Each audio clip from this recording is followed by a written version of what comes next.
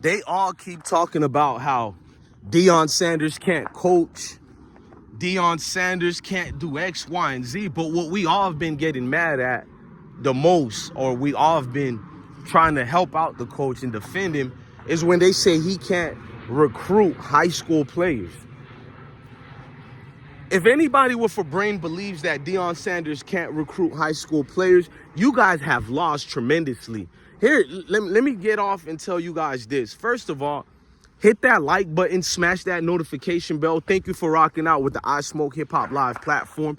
I think Deion said it well and fair that he just recruits different than other coaches. He doesn't like going to these players' games because they do the most. Anybody could be who you want them to be during these games. What he wanted to see was where these players come from. He wanted to recruit after the season so he can go to their homes, see what kind of character, flaws or traits of goodness they got, who their parents are, things you would want your coach to do. The traditional way that the media says, we lost the traditions, until Deion brings the tradition back. Now he's a lame duck coach who can't get acclimated. He can't survive the recruiting trails, which is not true at all. Let me tell you guys what I see.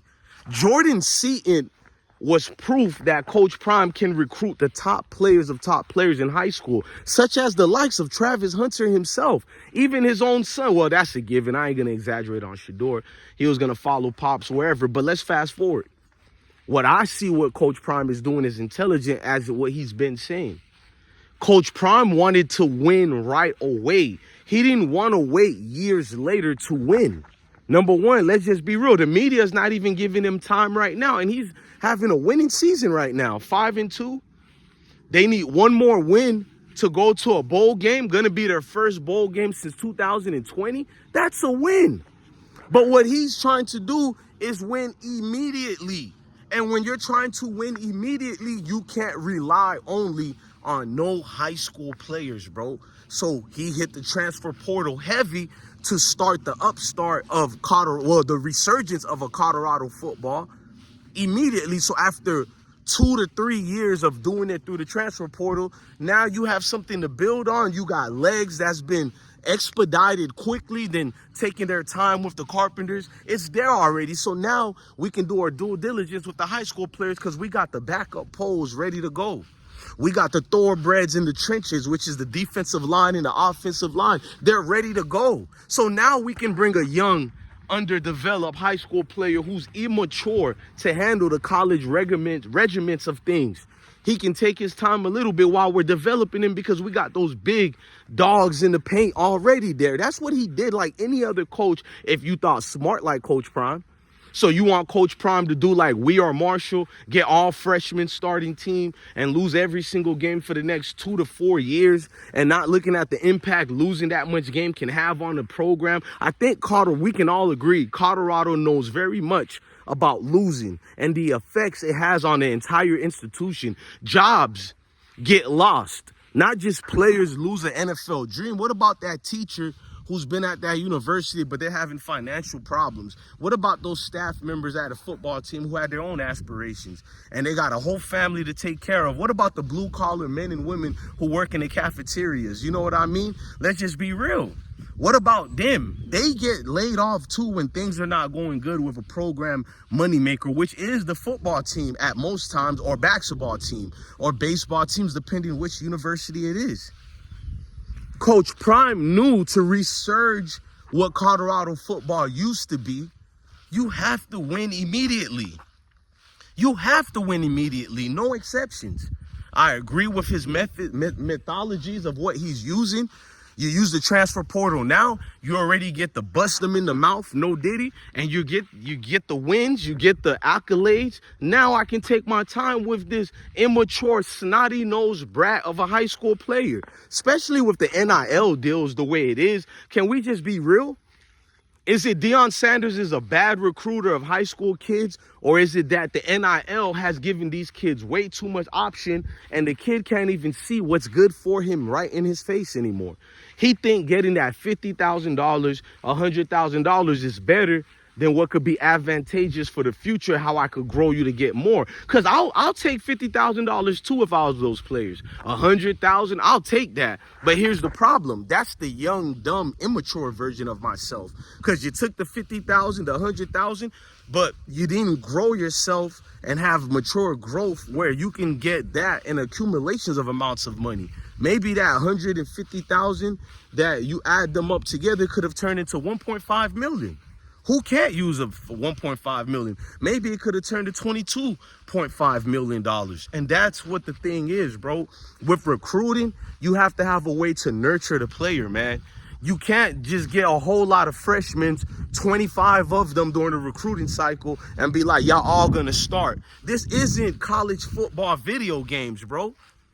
This ain't no video games, right? As much as y'all think any freshman can just excel at the college level, because you see a Jeremiah Smith doing it, you see a Ryan Williams doing it, or when it was an Adrian Peterson, Trevor Lawrence. Like, these type of players don't come every damn day, bruh. Look how much college players are playing college football. So when you look at the amount of players and you look at these few freshmen who are being exceptional and balling, you look at how drastically it's a minor group of them that are excelling at the college ranks.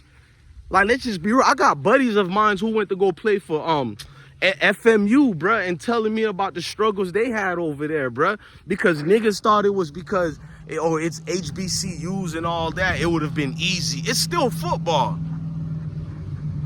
I don't care if you play for a JUCO team. It's still football. I don't care how untalented you think some of these players are. If you can put them pads on, to me, you're talented. That's the hardest thing to do first, is to put the pads on. Raise your hand if you played football and you know what I'm talking about. The hardest thing to do is go through all the things in your mind and put the pads on. So to me, you're already one of the gladiators. You might not be in the cathedral or in the Roman Coliseum, but you're somewhere doing what those guys are doing in the Coliseum. No different. Who cares if they better than you or not? You strapped it up. So with a Coach Prime, there comes the tutelage of learning from one of the greatest of all time. I think I'm not exaggerating at all when I say one of the greatest of all times.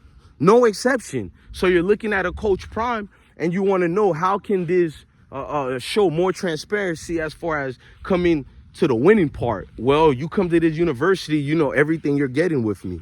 You don't have to guess. You know there's no ulterior motives. With these other coaches, we clearly seen, such as a Billy Napier, and everybody telling me about how Carmani proved everybody wrong. Like, shut up.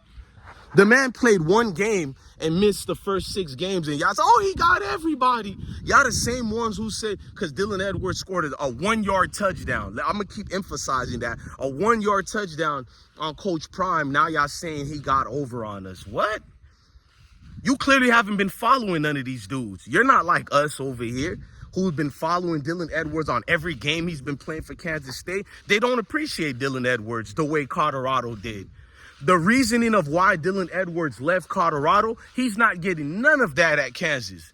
But nobody is harping on that and bringing that up, trying to make it look like Coach Prime did something to him. But then you go play for a certain coach like Chris Kyman, who definitely doesn't utilize you at all. He even let the freshman Joe Jackson surpass you. But I'm supposed to play it off like Colorado wasn't the right place for a high school player. Colorado is the right place for a high school player. You seen what they did with Carmani. Deion Sanders is showing proof, no matter if you're the #1 ranked player, if you need time to grow, we're not going to play you that much. That's not to stop your skill set. That's because we don't want to expose you out there as a lame player or anything. We want to make sure when you're on the field, you're showing the best version of yourself.